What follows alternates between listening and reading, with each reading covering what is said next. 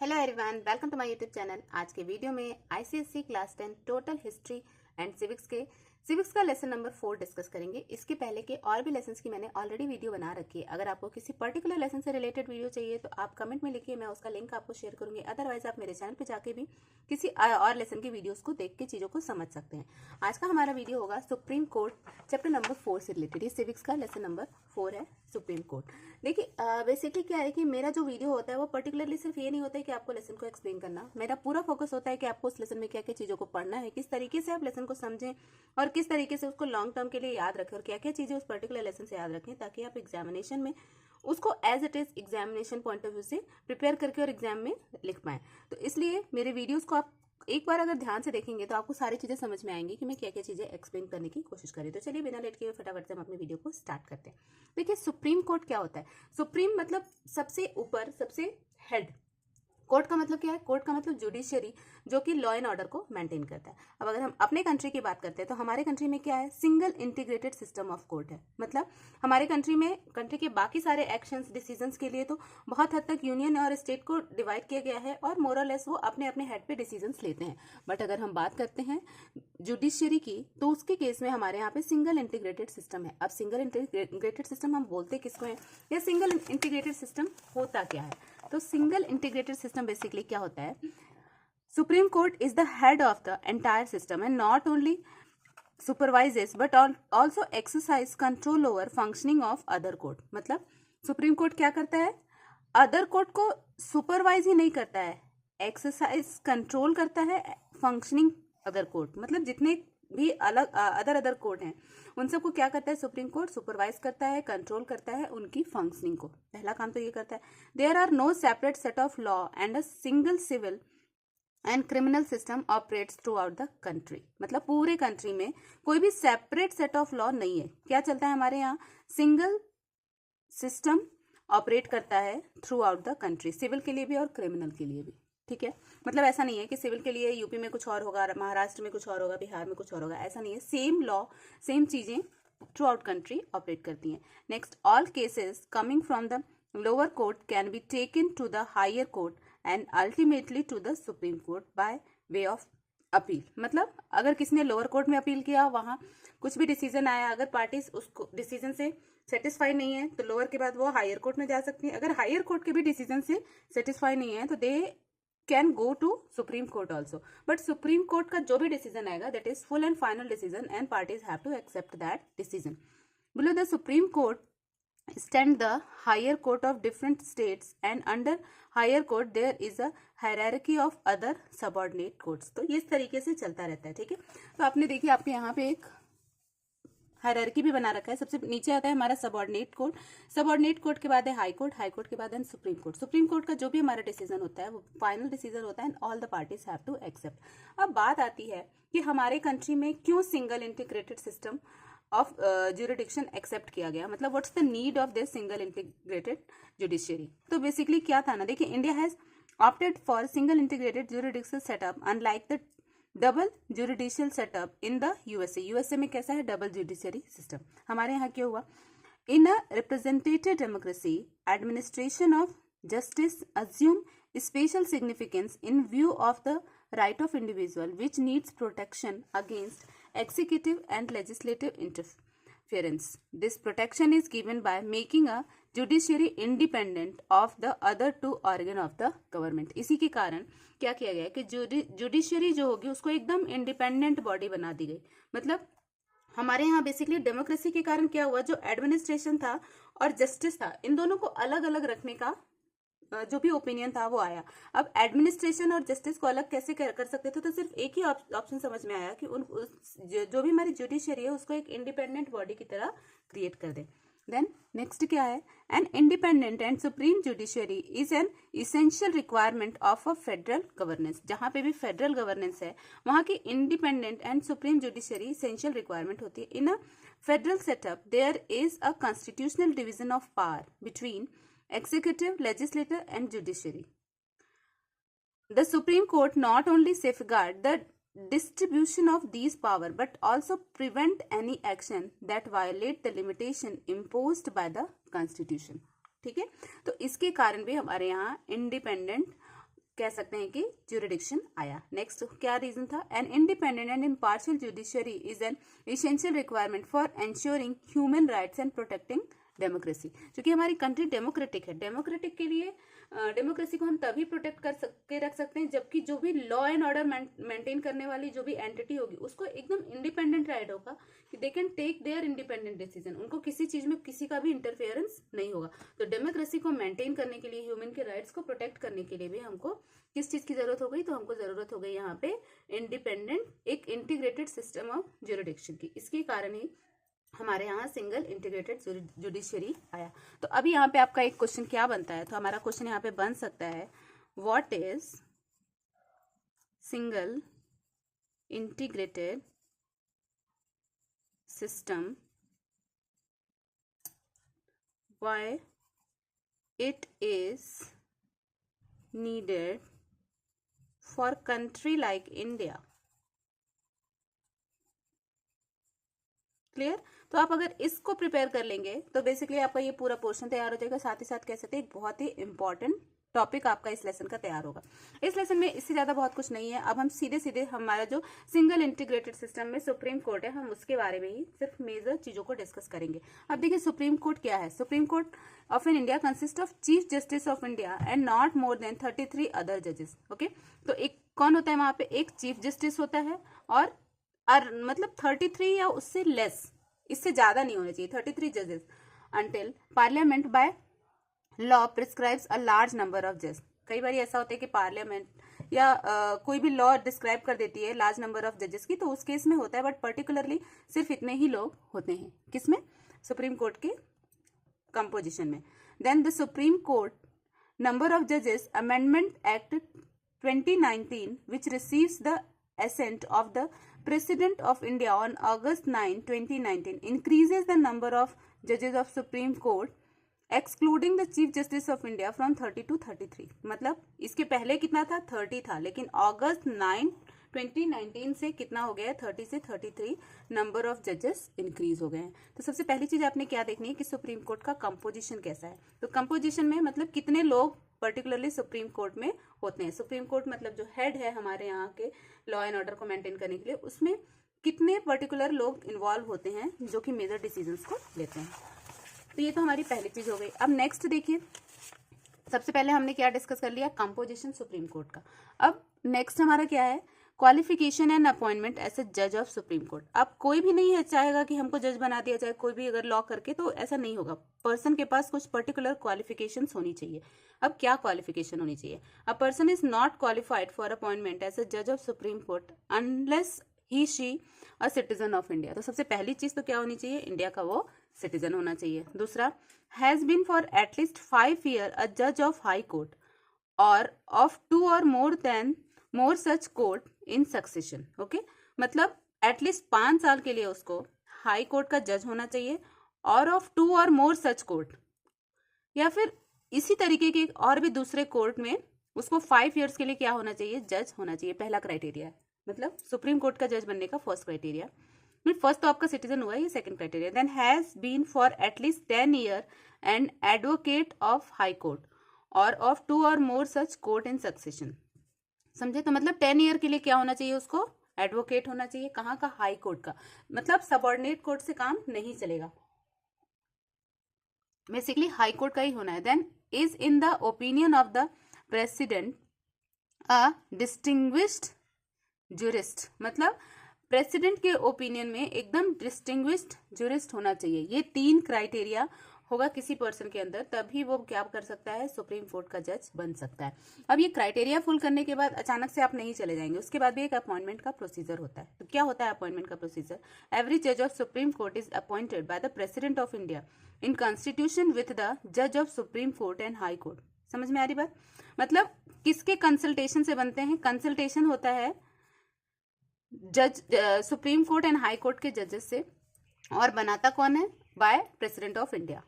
Beside the Council of Ministers, in case of appointment of judge other than the Chief Justice, the Chief Justice of India shall be consulted. Consultation would generally means concurrence. In case of the Chief Justice, usually the senior most judge of the Supreme Court is appointed. समझ में आ रही बात आपको? When the chief justice is unable to perform the duties of his office by reason of absence और otherwise the president may appoint other जज of supreme court as the acting chief justice. Clear हो रहा है बात? क्या समझ में क्या बोल रहे हैं इसमें? अब देखिए अपॉइंटमेंट का जो प्रोसीजर है ना, उसमें सबसे पहले तो बात हमारी क्या हुई कि कौन अपॉइंट करता है? President of India. कैसे अपॉइंट करते हैं? कंसल्ट करते हैं। किससे? जज of supreme court and high court.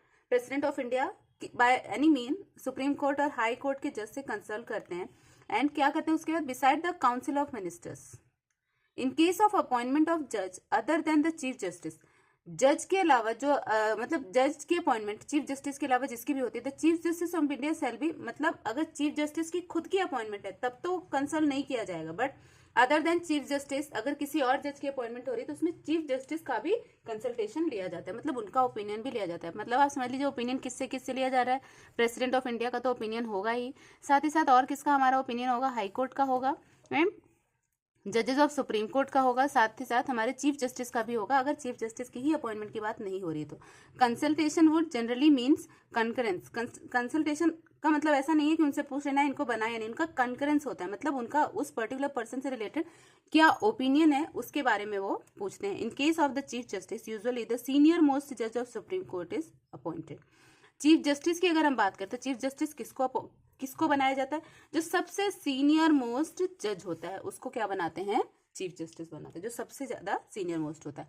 अब when the chief justice is unable to perform the duties of his office by any reason, वो एब्सेंट है, कोई और प्रॉब्लम हो गई किसी भी तरीके से, तो उस केस में प्रेसिडेंट के पास राइट होता है अपॉइंट करने का, किसको? किसी और जज को for acting chief justice. Acting chief justice की तरह वो काम करेगा। अब देखिए एक्टिंग चीफ जस्टिस की तरह तो उसको हम क्या बोलेंगे? अपॉइंटमेंट ऑफ एडहॉक जज। एडहॉक जज मतलब फॉर अ मीन वाइल किसी को अगर बनाया तो उसको ही हम बोलेंगे। द चीफ जस्टिस में अपॉइंट अ जज of high court as an ad hoc judge of Supreme Court for a period as may be necessary. Such appointments are made with the consent of the President and after consultation with the Chief Justice of High Court concerned. The Chief Justice may at any time with previous consent of President request attendance of retired judge of Supreme Court or High Court to act as judge of Supreme Court. ठीक है, तो कई बार क्या होता है ना कि chief justice कभी भी ये भी रिक्वेस्ट कर सकता है कि कोई भी रिटायर्ड जज हैं उनको भी बुला करके एक्ट कर मतलब एज अ हाई कोर्ट के लिए, हाई कोर्ट की कोई या सुप्रीम कोर्ट के जो भी रिटायर्ड जज हैं उनको भी सुप्रीम कोर्ट के जज की तरफ for a meanwhile appoint कर सकते हैं। उसी को हम क्या बोलते हैं? एडहॉक जजेस। देन हमने पहली चीज क्या पढ़ी थी? हमने पहला पढ़ा था उनका क्या प्रोसीजर होता है, मतलब कंपोजिशन क्या होता है। कंपोजिशन के बाद हमने पढ़ा क्वालिफिकेशन क्या है। क्वालिफिकेशन के बाद we had studied about appointments. Then appointments of ad hoc जज। अब एडहॉक जज का मतलब क्या होता है? मतलब थोड़े टाइम पीरियड के लिए अगर किसी को जज बनाया जा रहा है तो उसका अपॉइंटमेंट, और वो किसको बनाया जाता है। देन टर्म ऑफ ऑफिस, मतलब कितने साल के लिए वो ऑफिस में रहते हैं। द जज of supreme court shall hold office until he she attain the age of 65, मतलब 65 ईयर्स तक जब तक वो ना हो जाए तब तक वो जज रहते हैं किसके? सुप्रीम कोर्ट के। अ जज may resign his office by submitting his resignation letter to the president. अब जज क्या कर सकता है? रिजाइन भी कर सकता है प्रेसिडेंट को अपना रेजिग्नेशन लेटर दे करके, मतलब कुछ अगर फैमिली इशू है, कोई और प्रॉब्लम है, अगर वो कंटिन्यू नहीं कर पा रहे हैं बाय एनी रीजन तो वो रिजाइन भी कर सकते हैं। देखिए यहाँ पे आपको एक प्रॉपर चार्ट बना के दिया हुआ है। क्या है? प्रेसिडेंट अपॉइंट्स किसको? Chief justice of India. President ने किसको अपॉइंट किया? चीफ जस्टिस ऑफ इंडिया को अपॉइंट किया। देन जजेस ऑफ सुप्रीम कोर्ट को भी कौन अपॉइंट करता है? प्रेसिडेंट ही अपॉइंट करता है। लेकिन जब इनका अपॉइंटमेंट होता है तो इनसे भी कंसल्ट किया जाता है, बट इनका अपॉइंट होता है तो ही इनसे कंसल्ट नहीं किया जाता। द प्रेसिडेंट अपॉइंट्स अदर जजेस of the supreme court after consulting the chief justice. President इनसे कंसल्ट करके फिर इनको अपॉइंट करता है। ठीक है, तो ये आपका अपॉइंटमेंट का एक छोटा सा चार्ट दिया हुआ है। देन अ जज of supreme court can not be remove from office except by an order of the president on the ground of provide misbehaviour और इनकैपेसिटी। मतलब जज ऑफ सुप्रीम कोर्ट को कब रिमूव किया जाएगा? जब प्रेसिडेंट ने कहीं भी उनका मिसबिहेवियर या इनकैपेसिटी के लिए उनको आइडेंटिफाई किया, अदर देन दैट उनको नहीं किया जा सकता।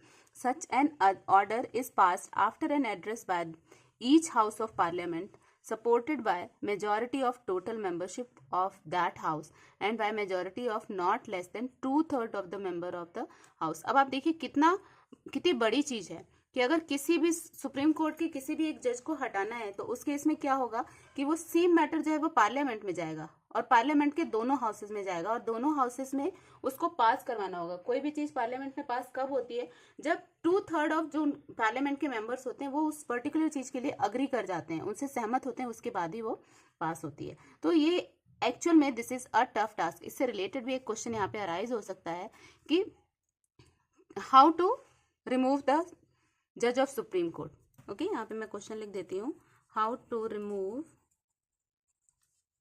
सुप्रीम कोर्ट जज। क्लियर? देन ये पूरा प्रोसीजर है इसका। देन इस प्रोसीजर को बोलते क्या है, this procedure is known as impeachment. इस प्रोसीजर को हम क्या बोलते हैं, इम्पीचमेंट। या फिर डायरेक्ट ये क्वेश्चन आ सकता है कि व्हाट इज इम्पीचमेंट। ओके, तो इन दोनों में से कोई भी क्वेश्चन आएगा, you have to answer this only. Then in May 1993 a motion of impeach a judge of the Supreme Court, Justice V.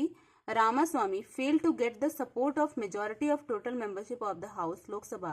That was the first even ever move in the history of India to impeach the judge of Supreme Court. ये पहली बार अभी तक के पूरे history में हुआ है, first एक ही पर्सन के साथ इम्पीचमेंट, और ये हमारा फर्स्ट है जस्टिस वी रामास्वामी के साथ, जिनको की मेंबरशिप की मेजॉरिटी नहीं मिली थी। तो ये भी क्वेश्चन यहाँ पे अराइज हो सकता है कि कौन से ऐसे हमारे अभी तक के जस्टिस रहे हैं जिन्होंने इम्पीचमेंट वाली कंडीशन को फेस किया है, जिनके साथ इम्पीचमेंट एप्लीकेबल हुआ है। Then seat of supreme court, a supreme court shall set in Delhi or in any other place as the chief justice may decide with the approval of the president. मतलब दिल्ली में बैठ सकते हैं या किसी और प्लेस में भी वो बैठ सकते हैं। Chief justice may decide with the approval of the president, लेकिन उनको क्या करना होगा, प्रेसिडेंट से अप्रूवल लेना होगा। ठीक है, तो यहाँ तक में हमने पर्टिकुलरली किस तरीके से सुप्रीम कोर्ट का कोई भी पर्सन जज बनता है और चीफ जस्टिस बनता है, ये सारी चीजें अभी तक हमने डिस्कस कर ली। अब इसके बाद हमारा नेक्स्ट टॉपिक क्या है, independence of judiciary from the control of executive and legislator. Independence क्या है या किस तरीके से हम ये इंश्योर करेंगे कि यस हमारी जो जुडिशरी है वो इंडिपेंडेंट बॉडी है, अकेले ही रह के काम करती है। तो ये सारी चीजों को अभी आगे हम डिस्कस करते हैं। Independence of judiciary is ensured by the following devices. मतलब हम किस बेसिस से बता सकते हैं कि हमारी जो जुडिशरी है वो एक इंडिपेंडेंट बॉडी की तरह इंडिया में वर्क करती है। चलिए बेटा देखिए, सबसे पहले हम बता सकते हैं किस तरीके से हमारे यहाँ का जो जुडिशरी है वो इंपॉर्टेंट है। अपॉइंटमेंट इनका बिल्कुल अलग होता है। मतलब एवरी जज of supreme court is appointed by the president after consultation with cabinet as well as जज of supreme court and high court. दस the judiciary and executive are involve in the appointment of जज। मतलब judiciary और executive को involve किया जाता है, लेकिन वही अपॉइंट नहीं करते हैं। अपॉइंट कौन करता है, अपॉइंट करता है प्रेसिडेंट ऑफ इंडिया। ठीक, तो पहली चीज तो ये हो गई जिसके कारण हम ये कह सकते हैं कि हमारे यहाँ का जो जुडिशरी की अथॉरिटी है वो इंडिपेंडेंट अथॉरिटी है। देन सेकंड, अगर हम रिमूवल की भी बात करते हैं, अभी हमने पढ़ा था जज can not be removed from office by any authority a normal simple procedure. मतलब सिंपल प्रोसीजर से अगर कोई भी एग्जीक्यूटिव बोल दे, कोई भी अगर किसी भी तरीके का कोई लेजिस्लेटिव अथॉरिटी बोल दे तो हम जज को रिमूव नहीं कर सकते। जज can be removed by the president only for proved misbehaviour and incapacity. Other than that कोई भी इस तरीके से किसी भी प्रेसिडेंट को, किसी भी जज को नहीं हटा सकता। This charge needs to be proved only by the joint address by both the houses. और ये चार्ज जो भी उस पर लगा उस पर्टिकुलर जज पे उसको प्रूव करना होगा और दोनों हाउसेस में इस पर्टिकुलर मैटर को रेज किया जाता है। और मैटर रेज होने के साथ साथ उस पर 2/3 ऑफ मेंबर ऑफ पार्लियामेंट का प्रॉपर फेवरिज्म आना चाहिए, उसके बाद ही किसी भी जज को रिमूव कर सकते हैं। देन नेक्स्ट अगर हम बोलें, देन सिक्योरिटी ऑफ टेन्योर, जज can remain in office till he she had attained the age of 65 years. She can be removed by the president on the ground of only एक ही ground है जिसपे president हटा सकती है, other than this और कोई भी ग्राउंड नहीं है। और इसके लिए भी दोनों हाउसेस की प्रॉपर सहमति होनी चाहिए। ठीक है, then security of salary and service condition, जज salary allowance etcetera shall not be changed to their disadvantage during their term of office. The salary of judge cannot be reduced except during period of financial emergency. मतलब salary जज की कभी भी घटाई नहीं जा सकती। Salary and allowances are charge on the consolidated fund of India and so are not subject to vote of parliament. मतलब जो जजेस की सैलरी होती है सुप्रीम कोर्ट के, वो वोट ऑफ पार्लियामेंट पे किसी भी तरीके से डिपेंड नहीं है। साथ ही साथ वो कहाँ से आती है, कंसोलिडेटेड फंड्स होते हैं जो इंडिया के या कंट्री के, वहीं से आती है। तो इसके लिए भी हम कह सकते हैं कि जो हमारी जुडिशियरी है वो एक इंडिपेंडेंट अथॉरिटी, ना तो उनकी सैलरी किसी तरीके से किसी से डायरेक्टली लिंक्ड है, ना तो उनका टेन्योर, ना उनकी अपॉइंटमेंट, ना ही उनका removal. Then freedom to announce decision and decree. Judges are free to announce their decisions and decree in the court chambers without any danger of their person, property or fame.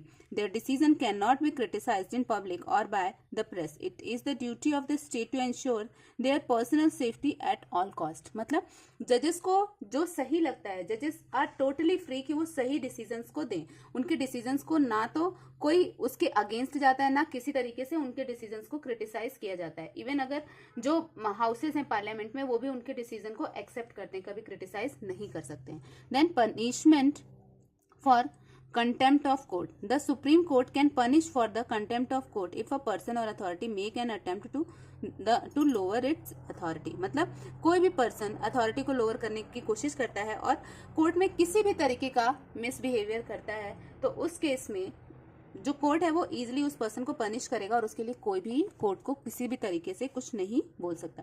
Then full control over its procedure of work and establishment. The supreme court is free to decide its own procedure of work and its establishment as well as the condition of the service of its employees. Thus, it is free from influence of any outside agencies. किसी भी outside agency का court के procedure में, court के establishment में, court की activities के organisation में कोई भी इंटरफेरेंस नहीं रहता है। Then no discussion in the legislature on the conduct of judge.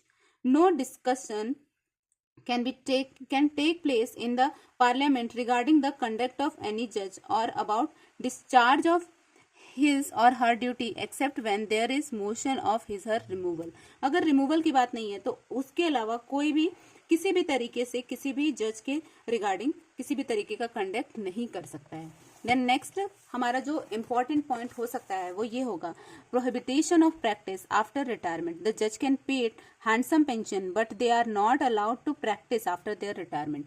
ठीक है, रिटायरमेंट के बाद वो प्रैक्टिस नहीं कर सकते। This has been done so that the जज are not obliged during their tenure as a judge to any prospective employer. Moreover, if they are allowed to practice, they might influence their former colleagues in the judiciary. अगर किसी भी retired जज को retirement के बाद भी practice allow करते तो क्या होता है कि उसके बाद जो जज हैं, जो उनके फॉर्मर जजेस हैं, उनके डिसीजंस में कहीं ना कहीं इनका इंटरफेरेंस हो सकता था। इसीलिए किसी भी रिटायर्ड जज को कोई भी प्रैक्टिस की परमिशन नहीं होती। Then live streaming of court procedure. Live streaming of court procedure is done to increase transparency in judicial proceedings and access to justice. The Supreme Court of India began live streaming regular hearing in 2024. The first case to be live streamed was the economically weaker section quota case in 2020. Several high court in India have also started live streaming their proceedings including the High Court of Gujarat, Odisha, Karnataka, Jharkhand, Patna, Guwahati and Madhya Pradesh. In fact, Gujarat High Court was first high court to start live streaming. ठीक है, तो live streaming भी court की जो भी proceedings होती हैं उसमें किया जा रहा है जिससे कि चीज़ों को और भी ट्रांसपेरेंट बना सकें। तो आपको मुझे लग रहा है क्लियर होगा यहाँ पे ये पॉइंट कि किस तरीके से हम कह सकते हैं कि हमारी कंट्री में जो जुडिशियरी है वो एक इंडिपेंडेंट अथॉरिटी है। देखिए, हम इंडिपेंडेंट है, इसका कहाँ से पता चलता है? तो जो हमारा अपॉइंटमेंट होगा, जो हमारी रिमूवल होगा, जो हमारी सैलरी होगी, जो हमारा काम होगा, वो सब अगर हमारा इंडिपेंडेंट है, मतलब definitely I am independent authority, तो सेम सारी चीजें हमको ये सुप्रीम कोर्ट के जजेस के केसेस में मिलती हैं। इसलिए हम कह सकते हैं कि हमारी जुडिशियरी जो है वो बिल्कुल इंडिपेंडेंट अथॉरिटी की तरह वर्क करती है। अब jurisdiction and power of the supreme court. अब सुप्रीम कोर्ट के पास क्या ज्यूरिडिक्शन, क्या पावर है? Jurisdiction is the power that a court of law exercise to carry out judgment and enforce law. मतलब किस तरीके से हम कह सकते हैं कि क्या पावर, क्या राइट्स उनको दिया हुआ है जो कि जजमेंट और लॉ को इन्फोर्स करने के लिए वो करते हैं। The supreme court is the protector and the final interpreter of the Constitution. It has both original and appellate jurisdiction as well as advisory jurisdiction. मतलब सुप्रीम कोर्ट क्या है? प्रोटेक्ट भी करता है और फाइनल इंटरप्रेट भी करता है। ठीक है, जो उससे लोअर कोर्ट हैं उनको वो प्रोटेक्ट करता है, साथ ही साथ इंटरप्ट भी करता है प्रॉपरली सारे जो भी इनके डिसीजन, जो भी इनके एक्शंस होते हैं उसमें। If it has both original and appellate jurisdiction, original भी होता है और एपेलेट मतलब इसके पहले अगर किसी कोर्ट ने कोई जजमेंट दिया है तो उसी जजमेंट को कंटिन्यू भी कर सकते हैं, ओरिजिनल जजमेंट भी दे सकते हैं, ये दोनों होता है। और साथ ही साथ एडवाइजरी ज्यूरिडिक्शन भी सुप्रीम कोर्ट दे सकता है। अब ओरिजिनल ज्यूरिडिक्शन मतलब क्या है? Original jurisdiction means the power to hear the and determine the dispute in the first instance, that is those cases which can not be moved in any court other than supreme court. अब बहुत सारे ऐसे judgements होते हैं ना जो directly supreme court में जाते हैं, मतलब ना तो वो सबऑर्डिनेट कोर्ट में जाते हैं ना वो हाई कोर्ट में जाते हैं, डायरेक्ट सुप्रीम कोर्ट में जाते हैं, तो उन्हीं को हम क्या बोलते हैं? ओरिजिनल ज्यूरिडिक्शन के अंदर इंक्लूड करते हैं। सेंट्रल स्टेट और इंटर स्टेट डिस्प्यूट्स जो होते हैं वो normally the supreme court has been given exclusive original jurisdiction in any dispute. सबसे पहला जो सेंटर और स्टेट का या इंटर स्टेट अगर कोई भी डिस्प्यूट होता है उसमें between government of India and one or more state, अगर इंडियन गवर्नमेंट एक या एक से ज्यादा स्टेट के बीच में हो, between government of India and any state or states on one side and on one more state on the other side, मतलब गवर्नमेंट ऑफ इंडिया एंड एक स्टेट एक साइड में और दूसरा स्टेट दूसरी साइड में, बिटवीन टू और more states. तो इस तरीके के जो भी डिस्प्यूट्स होते हैं उस पे नॉर्मली ओरिजिनल ज्यूरिडिक्शन किसका आता है? हमारा सुप्रीम कोर्ट का। चलिए आगे देखते हैं। अब देखिए एक्सेप्शंस इसके क्या हैं। This jurisdiction shall not extend to a dispute arising out of treaty agreement etcetera which is in operation, मतलब जो चल रहा है ऑलरेडी, कोई एग्रीमेंट, कोई ट्रीटी, अगर दो स्टेट्स ने, सेंटर गवर्नमेंट ऑफ इंडिया और किसी पर्टिकुलर स्टेट ने आपस में अगर कोई ट्रीटी साइन की है, कोई एग्रीमेंट साइन किया है, तो उसके टेन्योर के बीच में कोई भी इस तरीके का ज्यूरिडिक्शन गवर्नमेंट का नहीं, सॉरी सुप्रीम कोर्ट का नहीं आएगा। In certain other matters such as inter state water dispute matters referred to the financial commission, अगर इंटर स्टेट वाटर डिस्प्यूट होता है तो मैटर डायरेक्टली कहाँ रिफर हो जाता है? फाइनेंशियल कमीशन को। Then adjustment of certain expenses and pensions between union and state, इस केस में भी बेसिकली हमारा जो ज्यूरिडिक्शन है वो यहाँ पे एप्लीकेबल नहीं होता है। तो ये कुछ एक्सेप्शंस हैं। Then protection of fundamental rights, जब फंडामेंटल राइट्स की बात आती है, right to speak, right to vote, ये सब अगर आ जाता है तो उस केस में क्या होता है? The original jurisdiction also extend to cases of violation of the fundamental rights of individual and the court can issue several rights for the enforcement of these rights. Any individual can approach the supreme court in case of violation of fundamental right. अगर किसी के भी fundamental right पे किसी भी तरीके से रोक लगाई गई है तो उस केस में कोई भी इंडिविजुअल डायरेक्टली सुप्रीम कोर्ट को रीच कर सकता है, अप्रोच कर सकता है। Then transfer of cases from lower court, ये बेसिकली सुप्रीम कोर्ट में बहुत सारे इस तरीके के केसेस डील होते हैं। Under article 139A inserted by the 44th amendment in 1978, the supreme court may transfer to its case from one or more high court if these involve questions of law or cases are of great importance. The Supreme Court may transfer cases from one high court to another in the interest of the justice. Justice के interest से एक से दूसरे court में चीजें easily transfer हो सकती हैं। Then interpretation of constitution. All cases where interpretation of constitution is required can be directly filed in Supreme Court. वो सारे केसेस जिसमें कॉन्स्टिट्यूशन को इंटरप्रेट करने की बात कही गई है, ठीक है, जो हमारे कंट्री का अपना कॉन्स्टिट्यूशन है उसी को इंटरप्रेट करने, उसमें ही कुछ चेंजेस लाने की बात है, तो वो डायरेक्टली कहाँ डील होता है? Directly supreme court. The supreme court has the power of exclusive jurisdiction in regards to the question as to constitutional validity of central law. तो इस केस में डायरेक्टली जो है वो सुप्रीम कोर्ट के पास जाती है। देन एपेलेट ज्यूरिडिक्शन क्या होता है? Appellate jurisdiction means the power to grant special leave to appeal against the judgment delivered by any court in the country. मतलब नॉर्मली क्या होता है कि देखिए अगर कोई भी केस डायरेक्टली सुप्रीम कोर्ट में ना जाके सबऑर्डिनेट कोर्ट या हाई कोर्ट में गया, उस केस में क्या होता है? It is a court of appellate which means that it is a court which may change the decision or reduce the sentence passed by the lower court. मतलब अगर सबऑर्डिनेट कोर्ट में कुछ भी डिसीजन लिया गया, कुछ भी पनिशमेंट दिया गया, अगर वो सेम केस आगे मूव होकर के हाई कोर्ट में जाता है तो हाई कोर्ट में चेंज वो चेंज कर सकता है। The supreme court is the final court of appeal and appeal lies to the supreme court from the judgment और final order of high court in India. The appellate jurisdiction extends to constitutional, civil and criminal case. मतलब जितने भी constitutional, civil, criminal सभी तरीके के केसों के लिए Supreme Court is the supreme and the decision what Supreme Court had given is the final decision. अब देखिए इसमें क्या क्या चीजें कवर होती हैं। कॉन्स्टिट्यूशनल केस क्या होते हैं, सिविल केस क्या होते हैं और क्रिमिनल केस क्या होते हैं, किस तरीके से इसको कंसिडर किया जाता है। अब constitutional all matters irrespective to of the nature where certificate is issued by high court that it involve an important point of law and needs interpretation of the constitution can be brought before the Supreme Court. If the High Court refuse to give a certificate on such a case, the Supreme Court can grant special leave of appeal.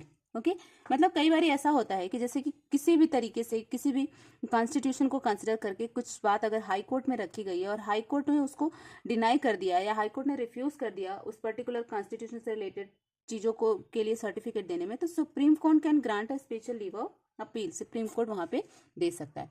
वहीं अगर हम बात करते हैं civil cases की, तो appeals in civil matters lies to the supreme court if the high court certifies that the case involve a substantial questions of law of general importance that the question need to be decided by the Supreme Court. However, if High Court refuse to give a certificate, the Supreme Court can grant a special leave of appeal in a suitable case. अगर High Court refuse भी करता है उस case में भी Supreme Court जो है special leave of grant दे सकता है।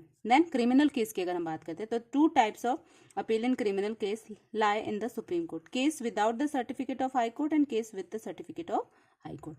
अब the certificate of High Court is not required कब, when the High Court has reserved the judgment of acquittal given by the lower court and punished the accused with a death sentence. और वहीं पे दूसरी बात क्या होगी, a case which is withdrawn by the high court from a subordinate court and sentence the accused death. मतलब जिस भी केस में accused को death sentence दे दिया गया है, in all other criminal cases a high court certification that the case involved a substantial point of law and interpretation of constitution is required for appealing to the Supreme Court. तो Supreme Court में directly जाकर के appeal कर सकता है। Then advisory, अगर jurisdiction की हम बात करते हैं तो इस केस में क्या है, Supreme Court has advisory jurisdiction to give its opinion. Advice का मतलब क्या होता है, किसी भी तरीके से अगर किसी कोर्ट में कोई केस चल रहा हो तो उससे रिलेटेड सुप्रीम कोर्ट एडवाइस कर सकता है। एनी क्वेश्चन ऑफ लॉ और fact of public importance as may be referred to it for consideration by the President of India. The Supreme Court may be required to express its opinion in two class of matters in an advisory capacity. अब ऐसा नहीं है कि जितने भी court high court या subordinate court में चल रहे होंगे सभी के लिए सुप्रीम कोर्ट जो है एडवाइस देगा। सुप्रीम कोर्ट जो क्या कैपेसिटी या कहाँ कहाँ पे एडवाइस कर सकता है। Any question of law may be referred to the supreme court if the president considered that the question is of public importance and it is necessary to obtain the opinion of the supreme court. जब जो भी question होगा वो public के importance के लिए होगा और अगर प्रेसिडेंट की डिमांड होगी कि सुप्रीम कोर्ट इसमें अपना ओपिनियन दे, such opinion of the supreme court is advisory and not binding on the government nor is it executable as a judgment of the supreme court. मतलब ये ऐसा होगा कि इंडिपेंडेंट होगा, ना तो ये गवर्नमेंट को बाइंड करेगा ना ही ये किसी भी तरीके से सुप्रीम कोर्ट का कोई जजमेंट होगा। This is simple and advice जो कि सुप्रीम कोर्ट देगी। Then dispute arising out of pre constitution treaties and agreement which are excluded from original jurisdiction by article 131। अगर कोई इस तरीके का डिस्प्यूट अराइज हो रहा है जो पहले से कोई मतलब कॉन्स्टिट्यूशनल कोई एग्रीमेंट या कोई टेरिटरी साइन हुई है किसी भी स्टेट, किसी भी गवर्नमेंट ऑफ इंडिया, किसी पर्टिकुलर स्टेट या इंटर स्टेट, तो उस केस में क्या होगा, ओरिजिनल जो जुरिडिक्शन होगा अगर आर्टिकल से रिलेटेड 131 तो उस पे भी एडवाइस कर सकता है सुप्रीम कोर्ट। देखिए यहाँ पे प्रॉपरली चार्ट बना करके आपकी बुक में दिया हुआ है सुप्रीम कोर्ट के पावर एंड फंक्शंस। तो पावर एंड फंक्शंस में अगर हम बात करते हैं तो original jurisdiction, then protector of fundamental rights, then appeals, then judicial review, साथ ही साथ advisory jurisdiction, court of record, guardian of constitution, constitution का गार्जियन भी कहा जाता है सुप्रीम कोर्ट को। गार्जियन मतलब कॉन्स्टिट्यूशन को पूरी तरीके से प्रोटेक्ट करके रखना, हर तरीके से कॉन्स्टिट्यूशन को फेवर देना, किस तरीके से कॉन्स्टिट्यूशन में जो कहा गया है उसी चीज को अप्लाई करवाना, ये सारा कुछ सुप्रीम कोर्ट को ही करना होता है। देन एपेलेट ज्यूरिडिक्शन, तो ये देखिए बेसिकली ये पावर एंड फंक्शन है किसके, सुप्रीम कोर्ट के। पावर एंड फंक्शन हेड इसलिए दिया गया क्योंकि यही इनके पावर भी हैं, इसी से इनको ये इंडिपेंडेंट अथॉरिटी की तरह भी हम ट्रीट कर सकते हैं। फंक्शन मतलब यही सारे इनके काम भी हैं। देन रिवाइजरी ज्यूरिडिक्शन, इसका क्या मतलब है?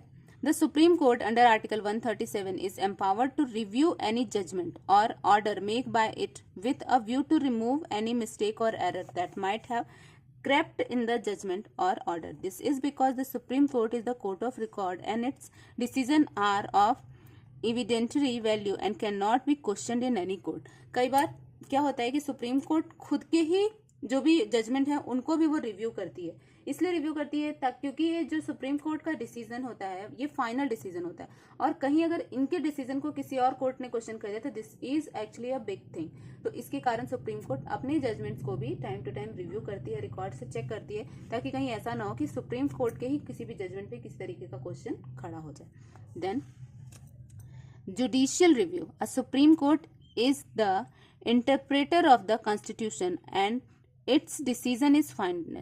It has the power to review laws passed by union and state legislatures. The Supreme Court can declare a law ultra vires or null or void if it is against the letter and spirit of Constitution or controverts any provision of the Constitution. This power is referred to as the power of judicial review. मतलब supreme court किसी भी चीज को नल void declare कर सकती है, ultra violet declare कर सकती है, अगर सुप्रीम कोर्ट को ये लगता है कि वो किसी भी तरीके से कॉन्स्टिट्यूशन के फेवर में नहीं है या कॉन्स्टिट्यूशन के किसी भी तरीके से कॉन्स्टिट्यूशन को वायलेट कर रहा है।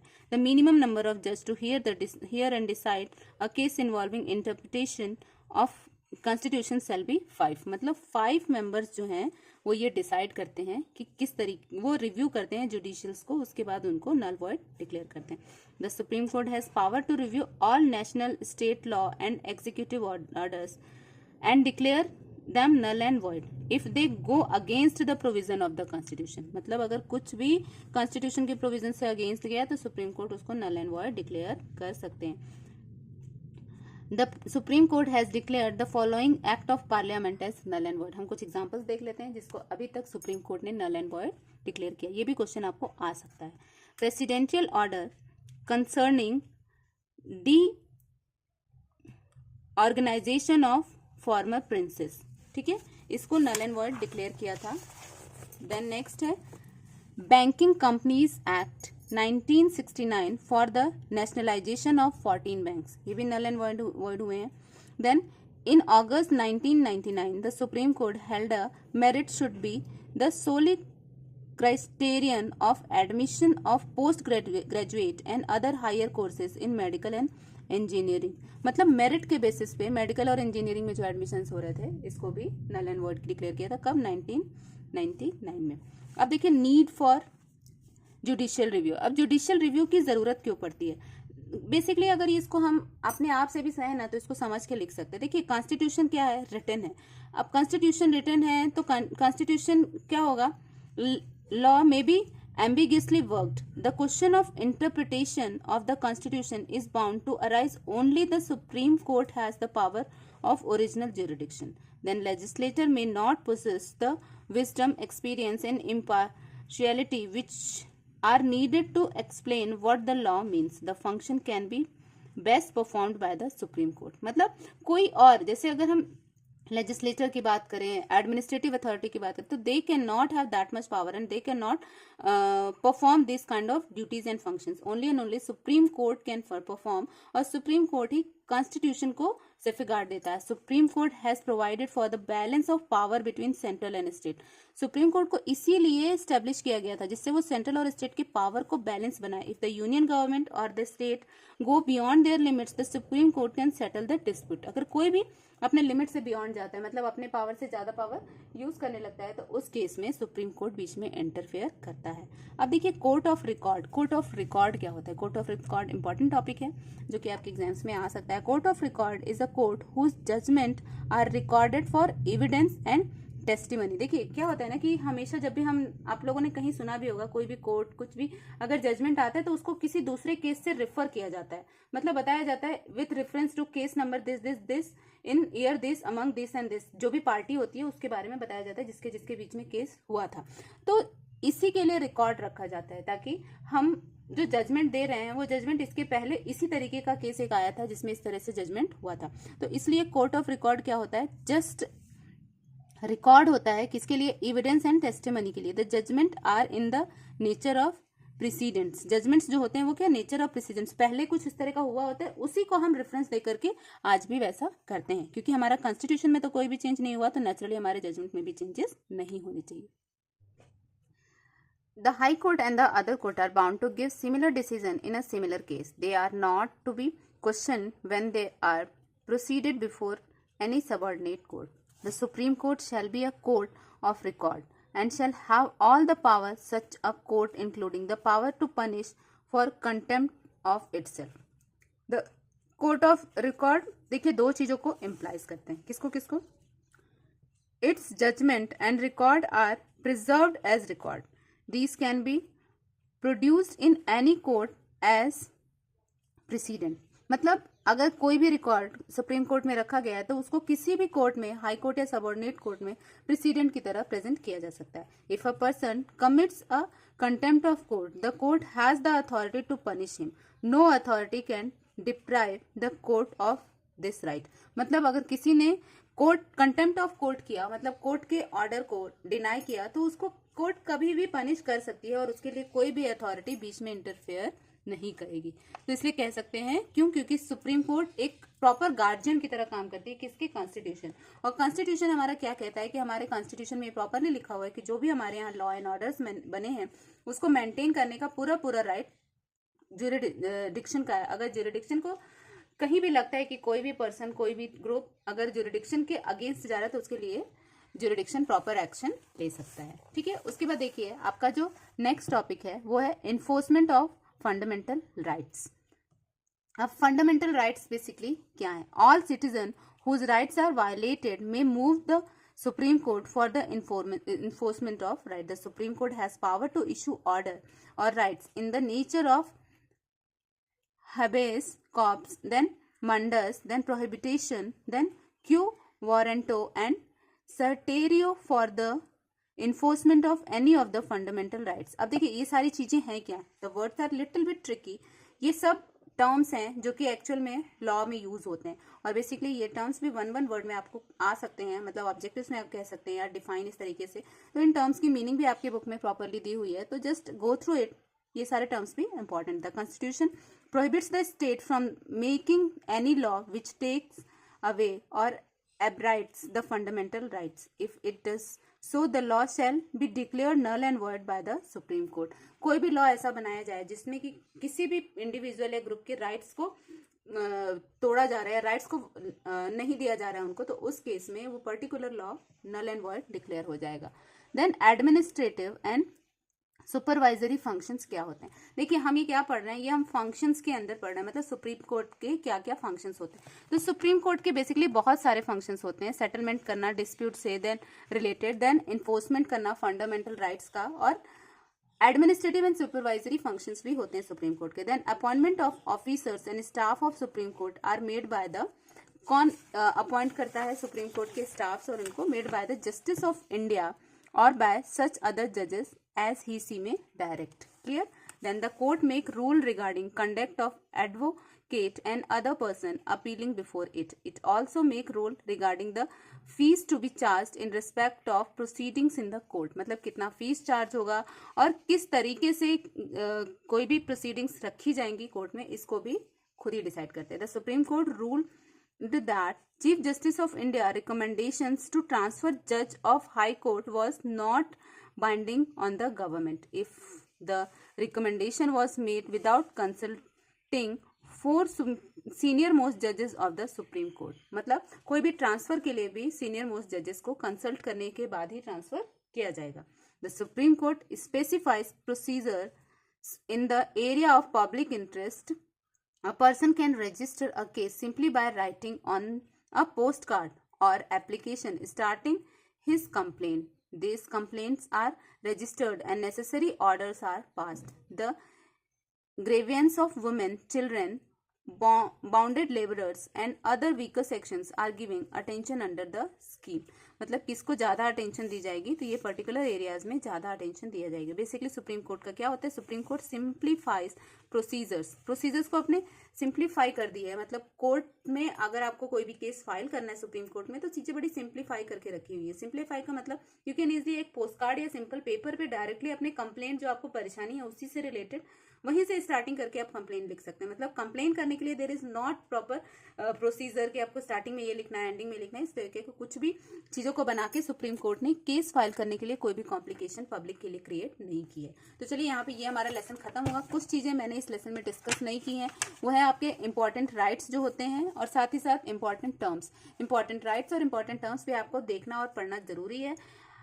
मैं कोशिश करूंगी आगे की वीडियोस में इन सारी चीजों को भी थोड़ा एलिबरेट करके आपको बता दूं. तो बेसिकली जो ये हमारा लेसन था इसमें क्या क्या चीजें इंपॉर्टेंट थी, तो सबसे इंपॉर्टेंट चीज थी आपको समझना कि जुडिशियरी क्या है. देन जुडिशियरी के बाद सुप्रीम कोर्ट का कंपोजिशन, टर्म्स एंड क्वालिफिकेशन. क्या उनका कंपोजिशन होता है, मतलब कितने लोग होते हैं सुप्रीम कोर्ट में, साथ ही साथ कितने टाइम पीरियड के लिए होते हैं, और क्या क्वालिफिकेशन होती है, कौन सुप्रीम कोर्ट का जज बन सकता है. उसके बाद नेक्स्ट जो हमारा इंपॉर्टेंट टॉपिक था वो इंडिपेंडेंस ऑफ जुडिशरी. मतलब हाउ वी कैन से कि हमारी जुडिशरी जो है वो एक इंडिपेंडेंट अथॉरिटी की तरह काम करती है. देन ज्यूरिडिक्शन था, ज्यूरिडिक्शंस में हमने ये सारी चीजें डिटेल में डिस्कस की. देन लास्ट हमने जो डिस्कस किया फंक्शंस में हमने सेटलमेंट ऑफ डिस्प्यूट्स एंड साथ ही साथ हमने इन्फोर्समेंट ऑफ फंडामेंटल राइट्स. इन सारी चीजों को हमने बेसिकली डिस्कस किया. तो ये आपका जो प्रॉपर लेसन है ये इन्हीं सारी चीजों को कवर अप करेगा. तो मेरा आपसे ये सजेशन रहेगा कि अगर आपने ये पूरी वीडियो को ध्यान से देखा है तो you just try to solve all these questions by your own. आप कोशिश करो कि एक बार इन क्वेश्चंस को अपने आप से करो, तो आपको क्लियर होगा कि कौन से पॉइंट पे आपको चीजें समझ में आ रही है, किस पॉइंट पे डाउट आ रहा है, और उसके बाद उस पॉइंट को थोड़ा अच्छे से पढ़ लीजिए. चलिए मिलते हैं नेक्स्ट वीडियो में नेक्स्ट लेसन के साथ. तब तक के लिए take care, good bye, have a nice day.